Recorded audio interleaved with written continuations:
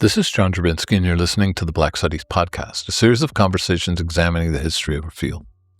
Our conversations engage with a wide range of activists and scholars, senior figures in the field, graduate students, and everyone in between, culture workers and political organizers, in order to explore the cultural and political meaning of Black studies as an area of inquiry and its critical methods. Today's conversation is with Zana Sanders, a doctoral candidate in the Department of African American and African Diaspora Studies at University of California, Berkeley. Her research examines the intersections of visual culture, contemporary Black art, media, and technology, with an emphasis on representations of race, gender, class, and sexuality. She's particularly interested in how Black artists and cultural producers use visual technologies in their image-making practices to shape political consciousness and cultural memory, document, and reimagine Black social life.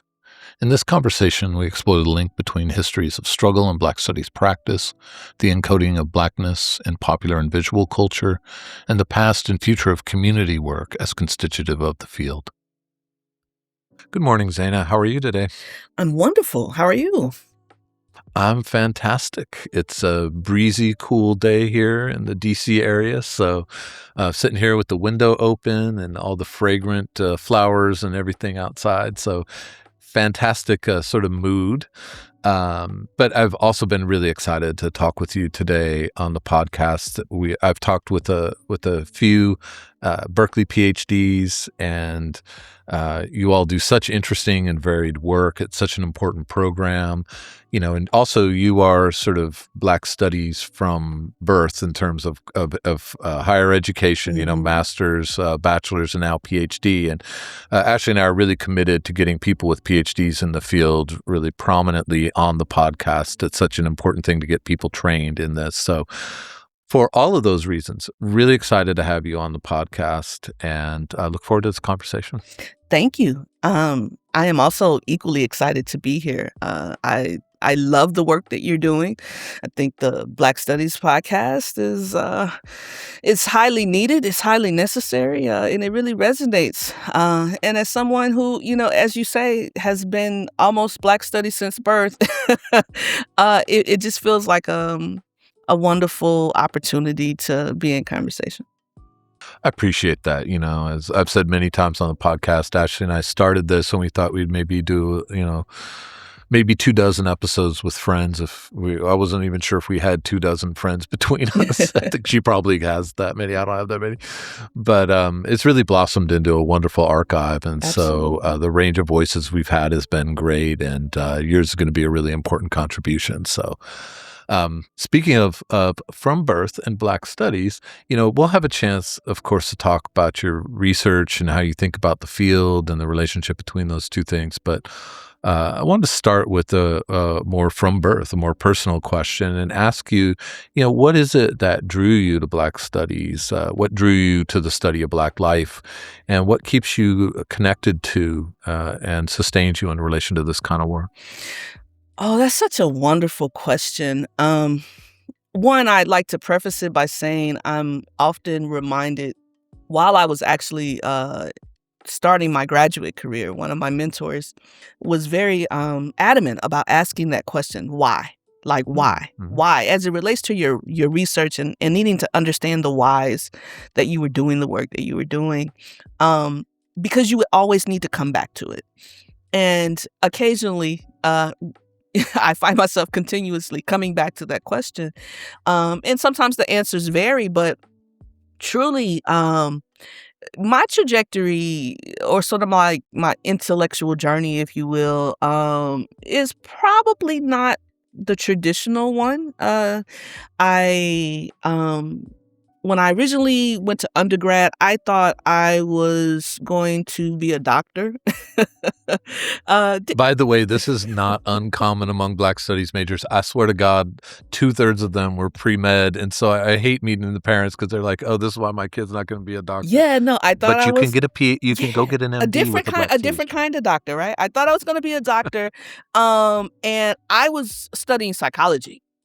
And which was also wonderful and fascinating. But I was at the University of Arkansas, there were no Black studies programs, right? Like there were not even, electives or, things that you could take, let alone a formal sort of discipline thing. And not to mention the fact that at the time, I want to say, I don't know, we were maybe like Black people made up maybe 3% of the student population. Wild in the state of In this, Arkansas. yeah, right. But so, actually, and not to date myself, when I first went to the University of Arkansas, we couldn't even get BET television on cable. So, that's neither here nor there. But I may be saying too much. But so all that to say that there was this a very deep need to build community, right? And so amongst the people who I was at school with during that time, we were pretty close knit. But I felt a real sort of like lack of the cultural influence that I had been accustomed to, that I had sort of grown up with. My parents were certainly very, Afrocentric, if you will. And, so I had been exposed to all kinds of scholarship, all kinds of art and culture and community growing up. And I was, in this very sort of lily white environment, just really confused about why I was there, and the choices that I had made at that point in my life. And so, the years went by, I finished, I started working, but I didn't want to go to graduate school at the time. Like that was absolutely a no for me. And so I just started working in corporate America, and I don't know if this is common, but, I have a really more than 10-year plus corporate sort of career. And so I came back to academia, as a second career, if you will. And doing so, I thought what I was going to be studying at the time was film.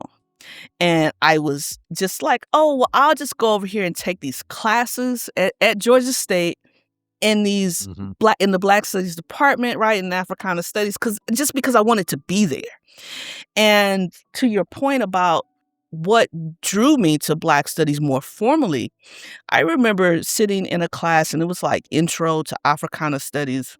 And from day one, that course really ignited a type of intellectual curiosity in me that I never had before.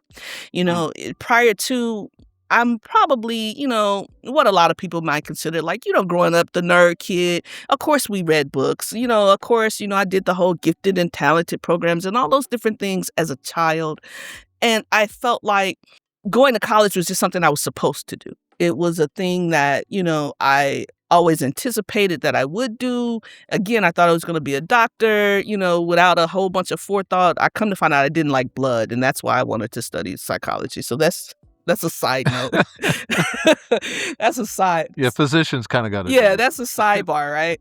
But there weren't necessarily a lot of things that like really ignited a passion for learning, right? And so anytime I think, as a student, when you come across, whether it's that one book or that course or whatever the case may be, that really like ignites a type of intellectual curiosity in you, it almost sort of starts organically, if you will. And I didn't stop going to Black Studies courses.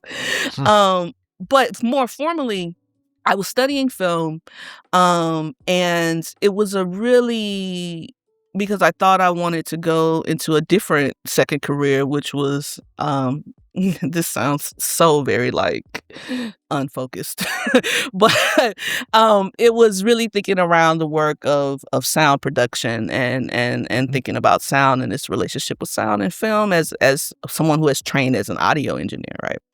And so at the time, I'm living in Atlanta, and post-production was not really a thing. That was really like, a lot of people understand now that Atlanta seems to be having a moment where there's a lot of, film being made, a lot of, studios being built, and things like that. But at the time, there was not, most post-production work was being done elsewhere. And so I wanted to get an internship. I was trying to get an internship at Turner.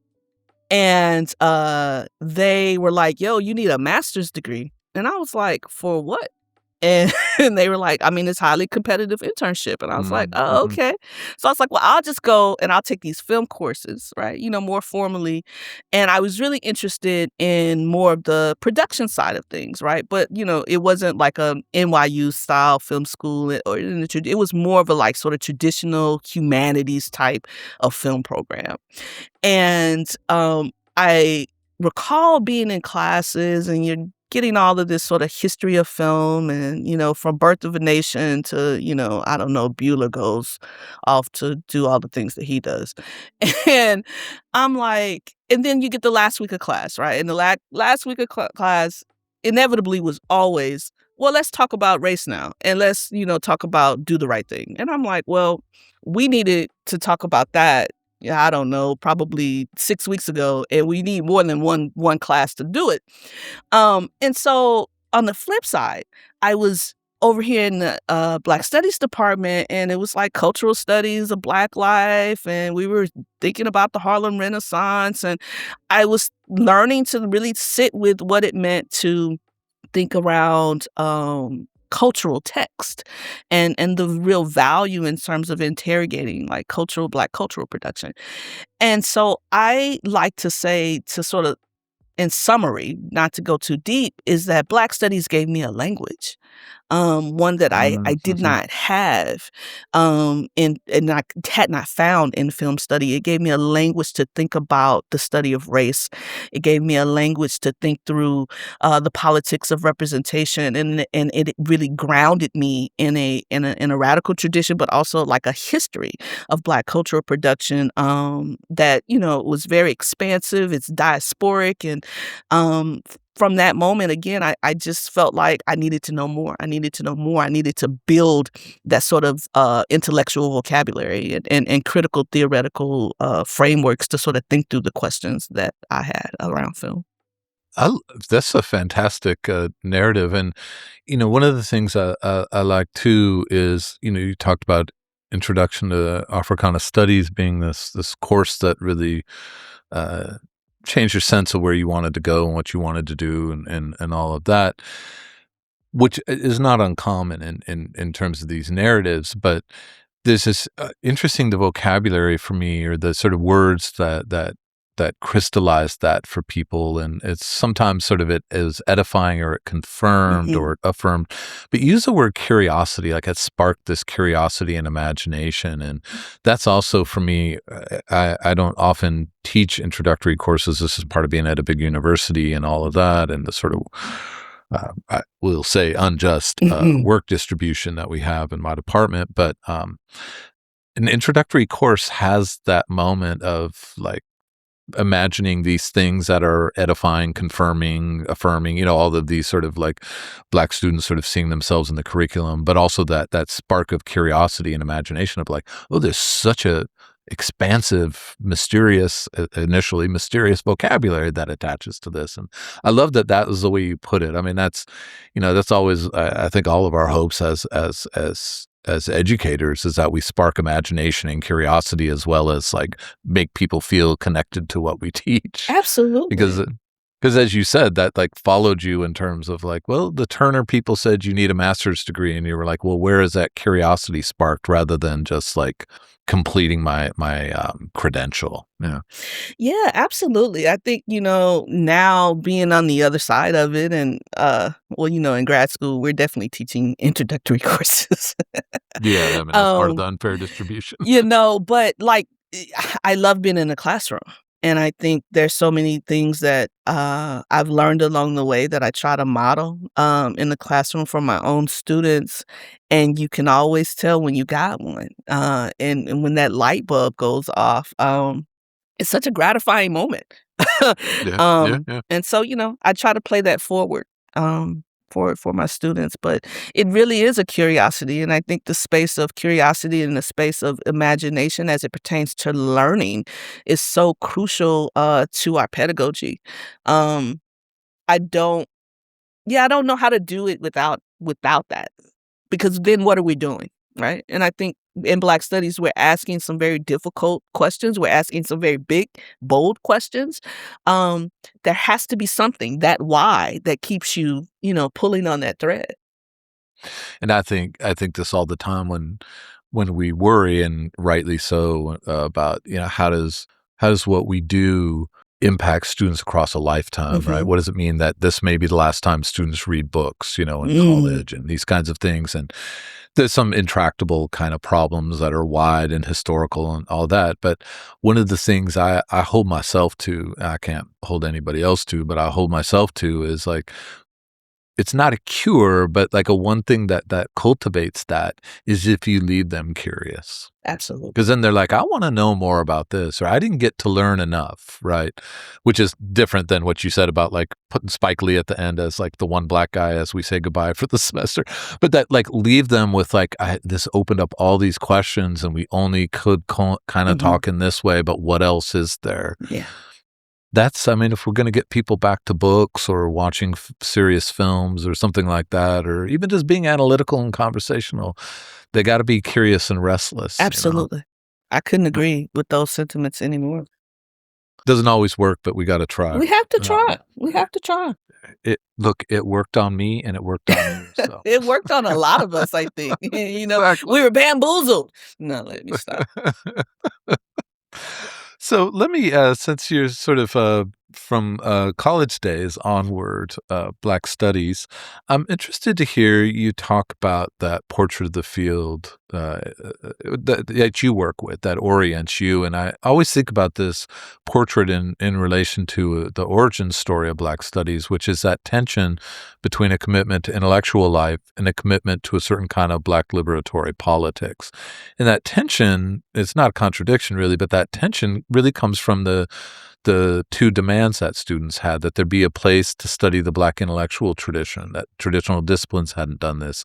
That's what Black studies departments were supposed to do, and that's what they've done. And I think we inherit that in terms of our commitment to the intellectual tradition as scholars in the field. But also, the late 1960s, early 1970s was that moment where the distinction between a classroom and a community, between a campus and political mobilization, between ideas and prescriptive action, had really gotten blurred or contested. And so, that idea that Black studies is a political commitment is at the very origins of the field, and I think is still something that orients us as Black studies scholars and teachers, and what we try to pass on to our students. But that's a tension because they pull us in different directions in many ways. And so I'm interested, sort of couching it in those terms, what is that portrait of Black studies for you? How do you imagine the field and how does it orient you? Mm, that's such a also huge like meta question. I tend to agree with you. I think the origins of the discipline, being what they are, provide us with a sort of intellectual history, right? To really sort of think around these moments in time in which, as you say, students in the 60s are really trying to make these demands around what it means to develop a curriculum in which, yes, they see themselves. They also see a history and understand their contributions to society Mm. through a lens that is outside of this sort of Western epistemology and the origin and myth stories that have, created that. And I will say that, yes, I think so. I like to think of it as like, they're pillars, right? Like sort of anchors, things that anchor Mm, us mhm. to the work of Black studies. And so on the one hand, we're very anchored to this tradition of struggle, this political tradition, and trying to meet the demands and the needs of our communities. One, for, yes, education, right? But an education, not just any education, an education that actually served people and provided them with the necessary tools, the critical thinking that they needed to be able to sort of navigate the social and cultural challenges that Black people were facing, particularly in this country, during that time period. And then, but because of that, and because of how the discipline actually formally comes together, it becomes a very interdisciplinary project from the beginning. Mhm.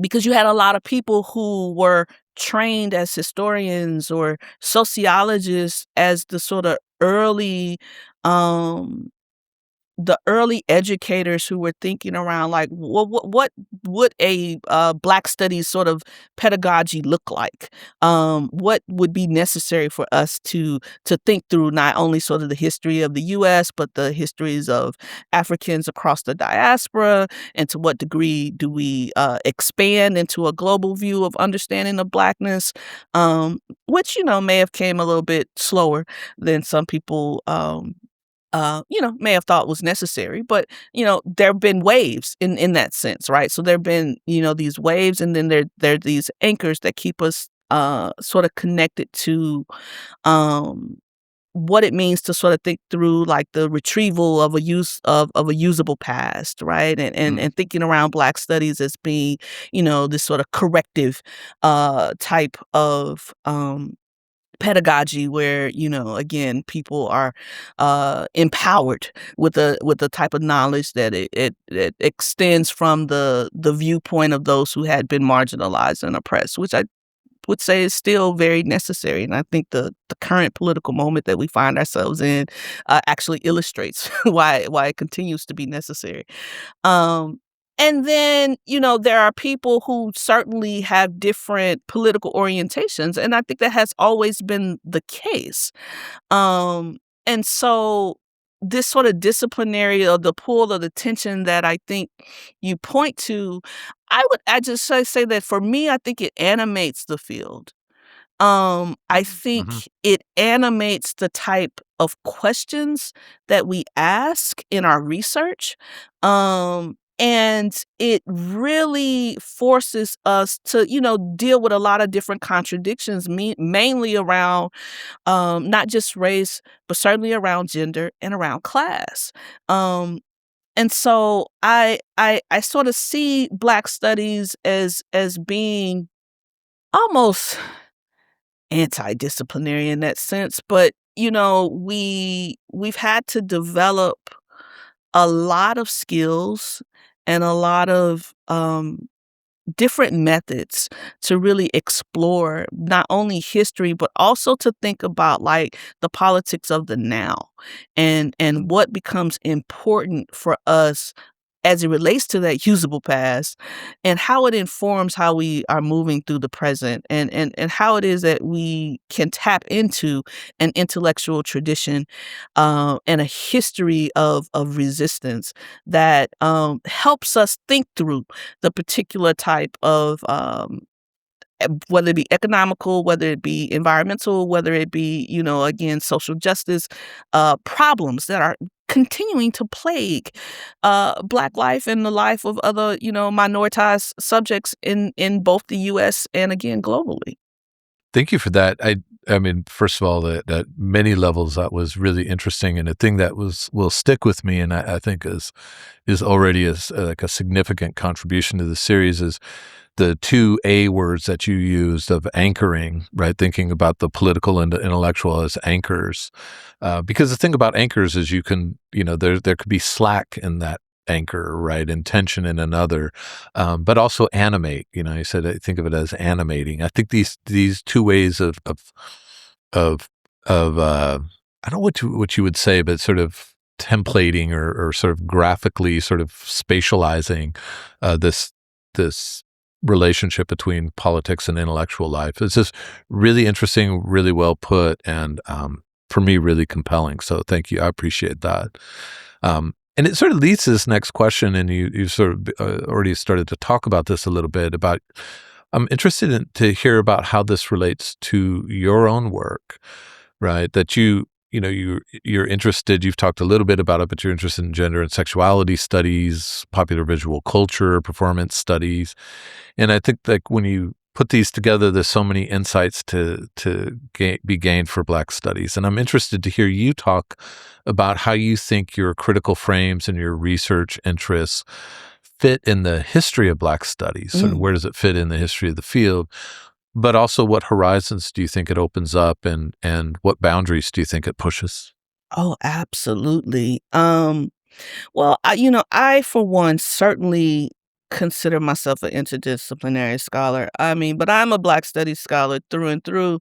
Um, the work that is sort of at the nexus of my research interest, it really thinks a lot around the politics of representation. Um, Race, again, the sort of big identity markers, right? Race being one of them, gender and sexuality, but how our the very understanding of these modalities through which we live, right? Shout out to Stuart Hall. Um, the very understanding of that is something that ends up being mediated through a number of visual technologies and mediums. And so, I'm often looking at in terms of like the objects, very interested in film, television, photography, and visual art more broadly, because to me, this is a place where when I started learning or started actually really thinking deeply around like film as a particular kind of cultural text, uh, which wasn't hard, that wasn't a big sort of conceptual leap.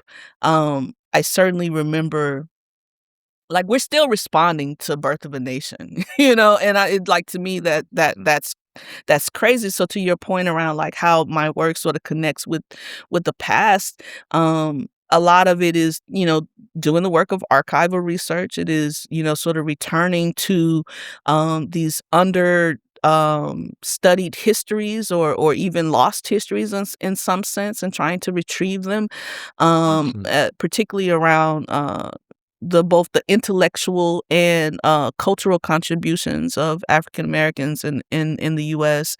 Um, and then also those sort of connections with other African diasporic subjects, across the world in the ways in which people are coming together and really creating. Back to another word we use, this sort of space of imagining. They're really imagining and envisioning alternate futures. They're envisioning alternate ways of understanding Blackness and belonging, right? And so, that's really sort of like the foundation of my work. I think that the objects and the things that I study, they change all the time. So I started out, in terms of my graduate study, my master's thesis was a project that was interrogating the visual framing of Black protest. And I was looking at archives of photojournalism, and sort of comparatively also then looking at them against Black photography in both the civil rights movement and the Black Lives Matter movement. So this would have been, when did I write this?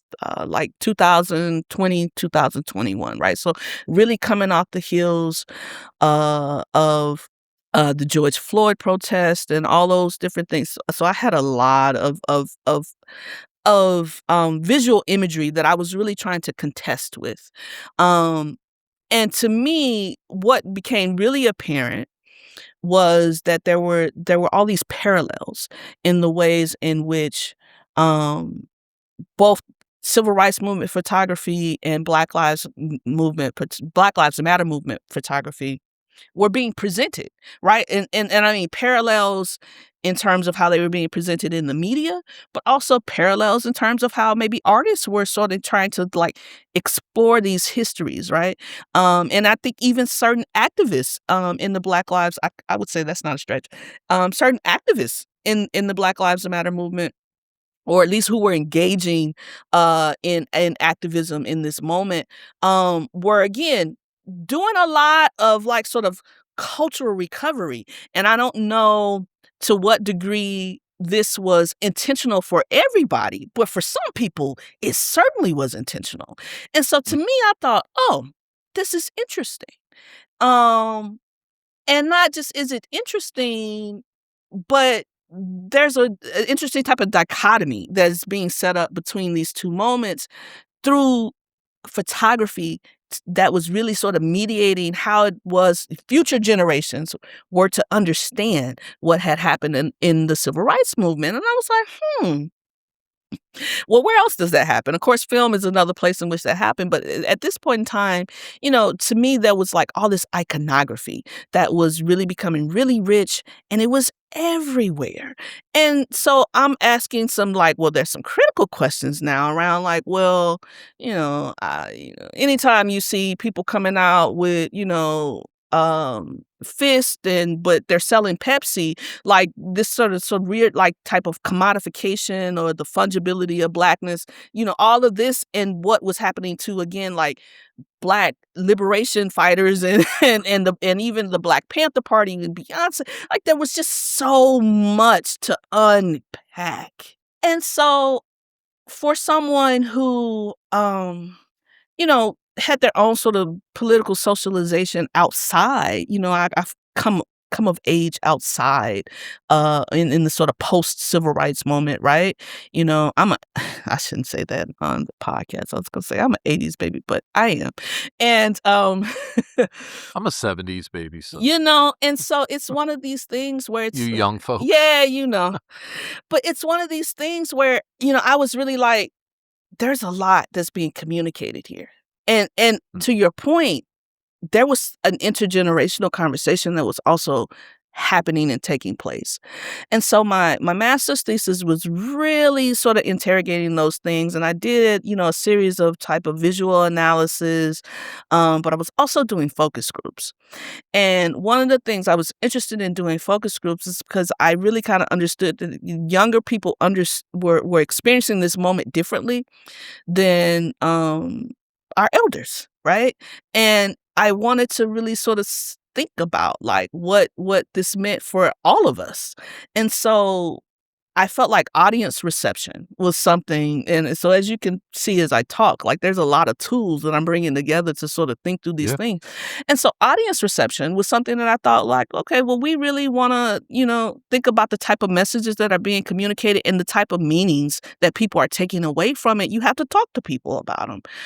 And so I didn't want my voice to be sort of like this lone voice in the entire study. So I brought in, people from the community to really talk about the type of feelings particular kinds of photographs evoked within them, the type of memories that it evoked for them, and essentially how that was informing the way they viewed the efficacy of the Black Lives Matter movement.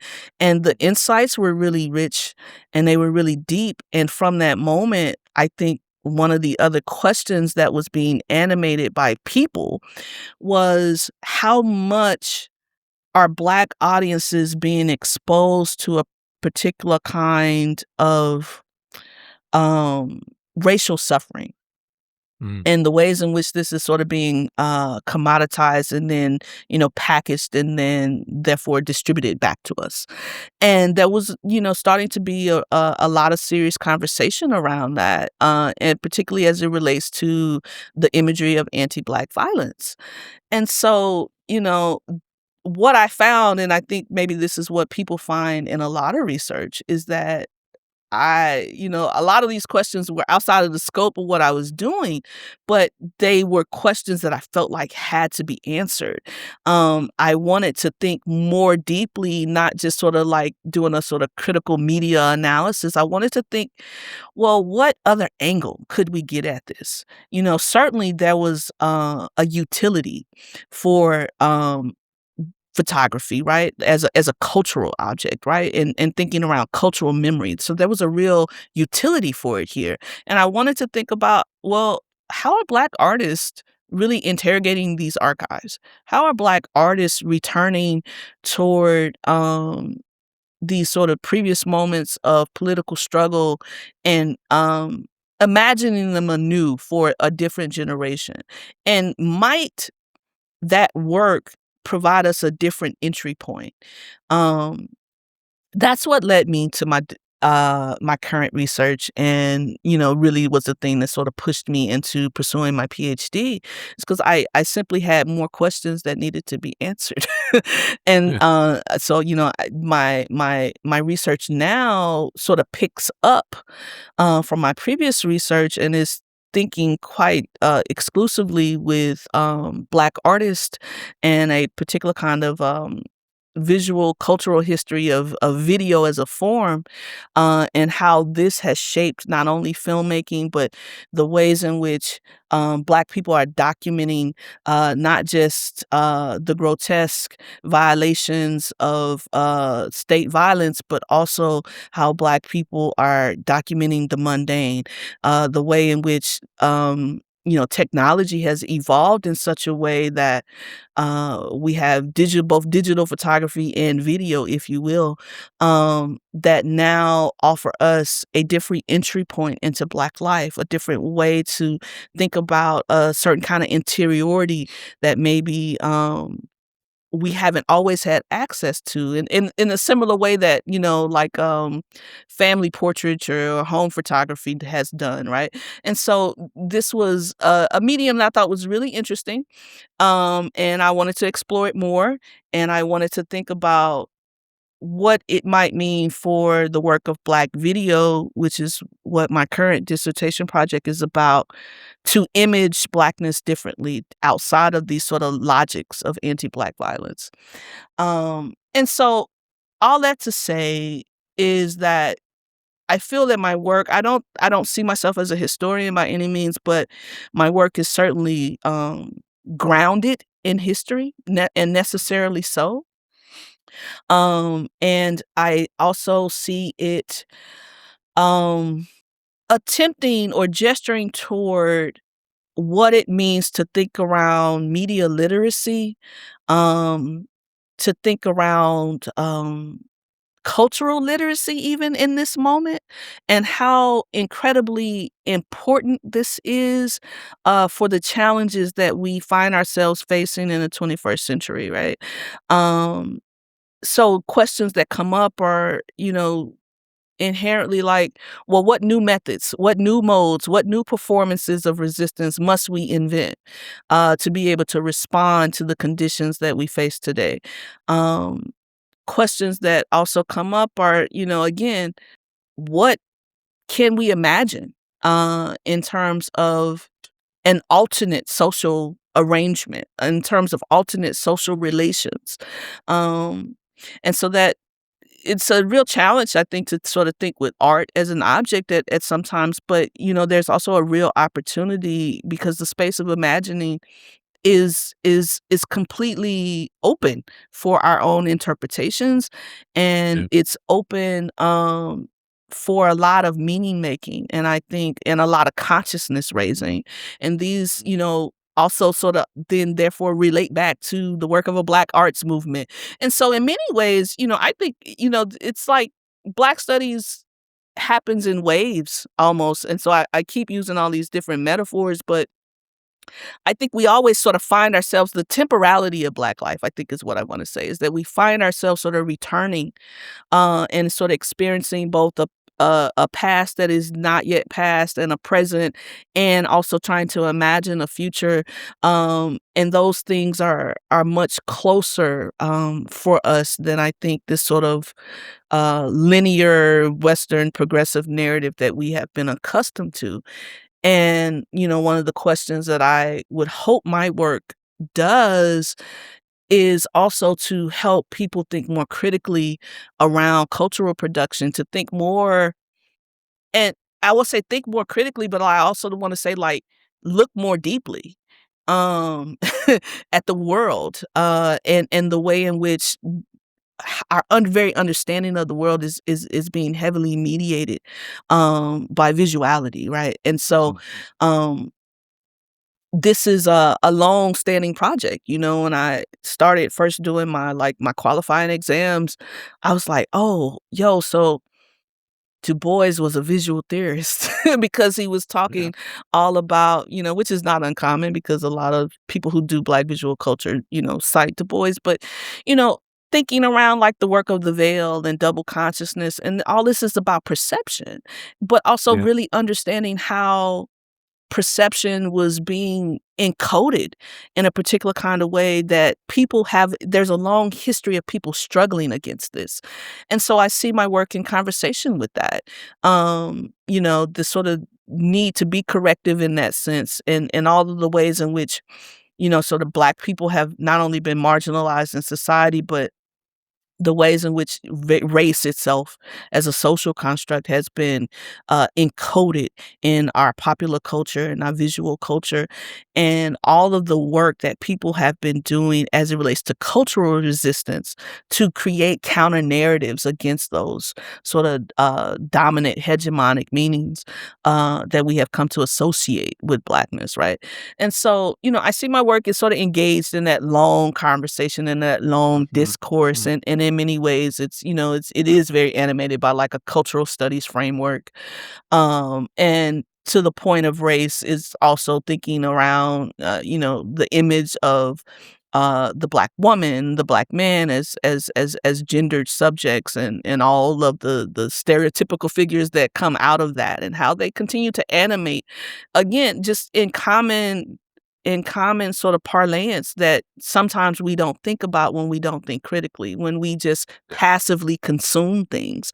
And so I am pushing for my work to, again, be engaged in this very long-standing conversation, but also I think it's really important, an important intervention in this moment when there's so much social media and so much in technology that has really sort of reframed or rewired our brains and our very psychology to be passive observers of life. Yeah. And this is a problem I see. And so we need to, slow down and sit with things and really, think about the meanings that are associated with them. And that's, the type of conversations that I hope my work helps to push forward. And I also think as it relates to the broader field, these are the questions that I think we have to, sort of sit with right now with the challenges that we're facing. Yeah, I mean, students are, resistant to it, and that's fine. I think all people are resistant to it, but it's such crucial work to learn how to look at things. Yeah. And it can be really disturbing and troubling, and ask a lot of questions that go in directions we can't control and not necessarily like, but absolutely crucial. So I appreciate all of that. I mean, you really outlined in so many ways, not only as you said there at the end, sort of how your work is situated in terms of the history of the field and future of the field, but also the way Black studies sensibilities really shape it so deeply. Yeah.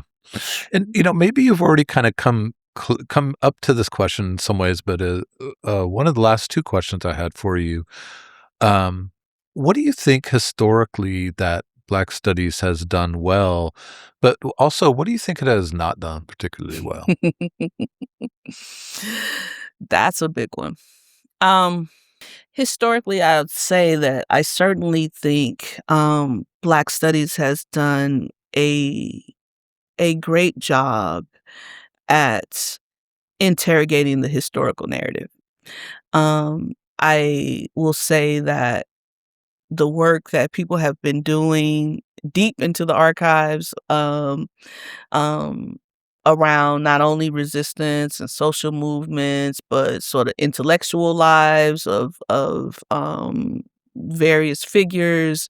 The work of pedagogy, again, it seems like another big anchor that I think I would be remiss if I didn't say, um, in terms of the importance of what the field has contributed. Um, yeah, I mean, oh my God, there's so many things. I even think around particularly the work of, Black feminists coming out of my department. That is one that, again, I'd be remiss if I didn't sort of really sort of think through with so many important figures such as Barbara Christian and June Jordan, all these who, yeah, I mean, even in contemporaneously, let me not, Veve Clark, but certainly, Eula Taylor and Tiana Bichelle and Lee Rayford. They're really, pushing, I would say, discourse in the field forward around the works of Black women and Black women's contributions to our society. Um, and then also, when I was thinking about that question originally, someone like St. Clair Drake, particularly as it pertains to some of my work, in the sense that This was someone who was coming to Cal in the 70s just to meet with Black students to talk in grad school to talk about their work, right? And created this forum. And then from that, this is a forum that our department continues to put on, in honor, but it's both, we do a forum every year, a symposium, in honor of St. Clair Drake, but it is also then bringing forth a lot of people both across the campus, as well as, across the campus. I mean, it is open, but, mostly it's people across campus that come and show up who are thinking around a lot of different various Black studies projects, even outside of the, formal sort of disciplinary work that we're doing in the department. And that makes for a really wonderful type of collaboration. And so I want to say that, like, Black Studies has also done that really well. It's created a space, not just for, like, in the classroom for students to see themselves, but it has created a space for lots of different scholars to be able to come together and think through some of the most pressing issues of our, political times, right? And so I think you can't regard that. I think it's something that is done well. I think it's something that it continues to do well.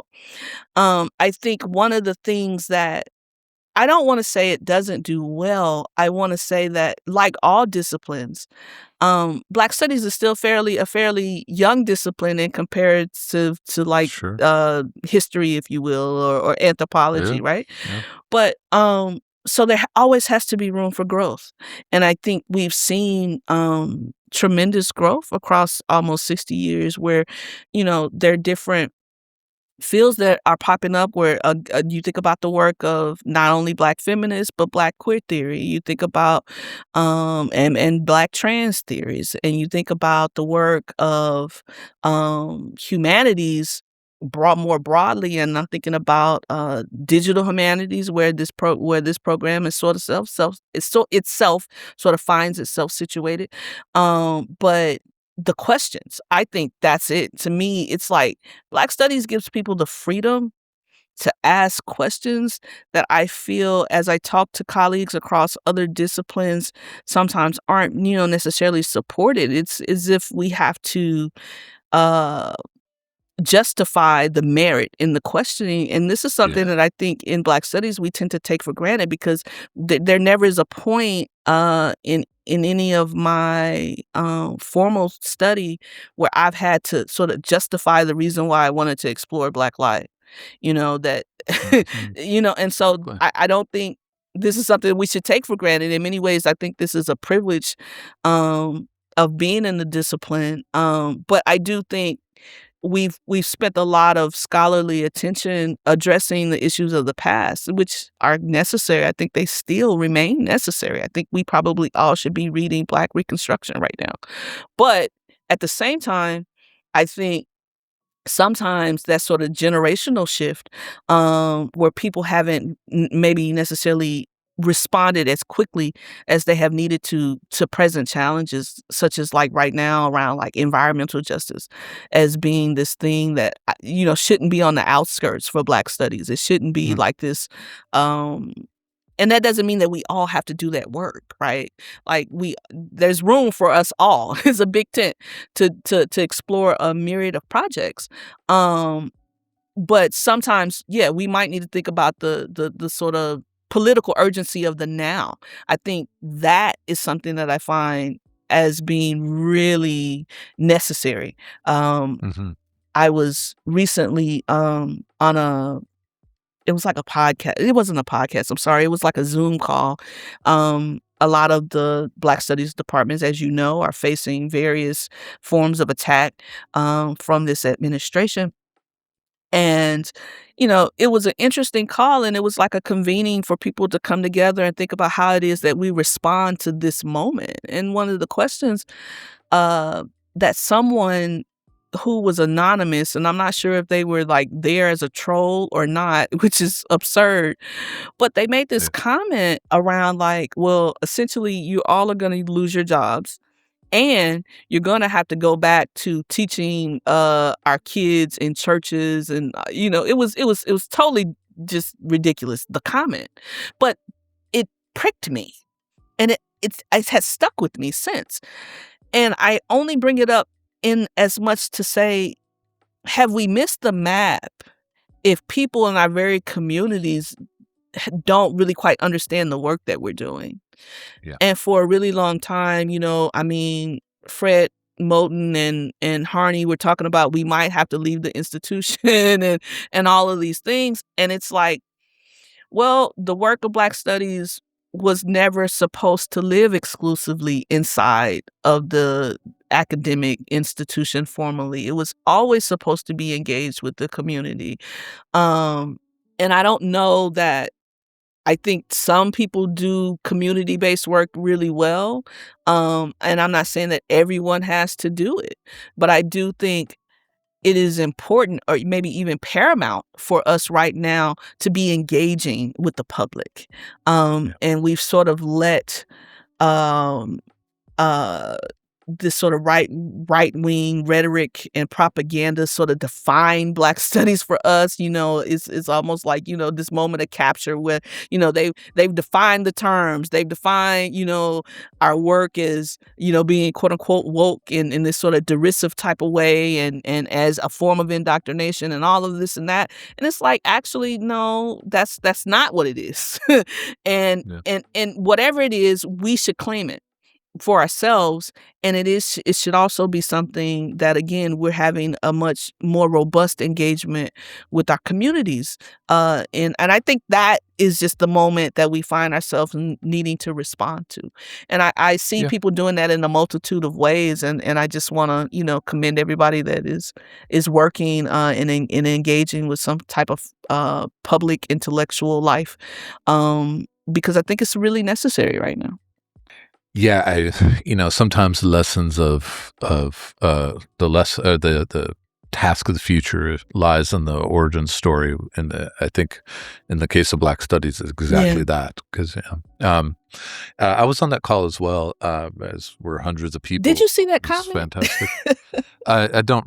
They do. Yeah. Yeah. It was crazy. But I would just say this info podcast, that Ashante Reese was on the podcast, as well as just yesterday. I mean, will have been a few weeks by the time this is live, but just yesterday, Andrea Quealy's podcast came out. So it's always fun when, to have an intro podcast reference, and email Jafari Allen. So for sure, please respond. Shout out, Jafari. I'd love to have you on, but we gotta schedule that. But so last question for you, just a direct kind of speculative one, which is, thinking in a Black Studies context, what is the one question you would want us to all be asking, or the one issue you would want us to all be thinking about?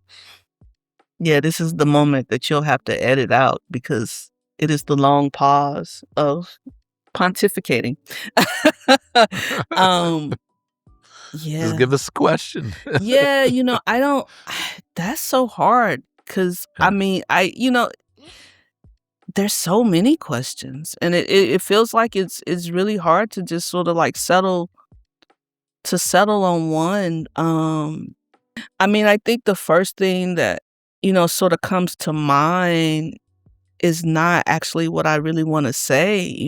It's the first thing that comes to mind is how does Black Studies help us survive the moment that we're in? But that is almost reductionist, right? And that's why I said that itself is really not the question, because one, I think the work of the field is actually so much more capacious than, again, how we survive the moment right now. And everything is not even about resistance. I think Black Studies has a lot to instruct the world around life, around what it means to be a human being in sort of modern society, right? And I think, but when we're faced with, these sort of heightened moments of crisis, I think we sort of often find ourselves responding in ways that might feel reactive. And I don't want to be reactive. I want to think around not just the space of imagining, right, in terms of possibilities for a future or possibilities for an otherwise.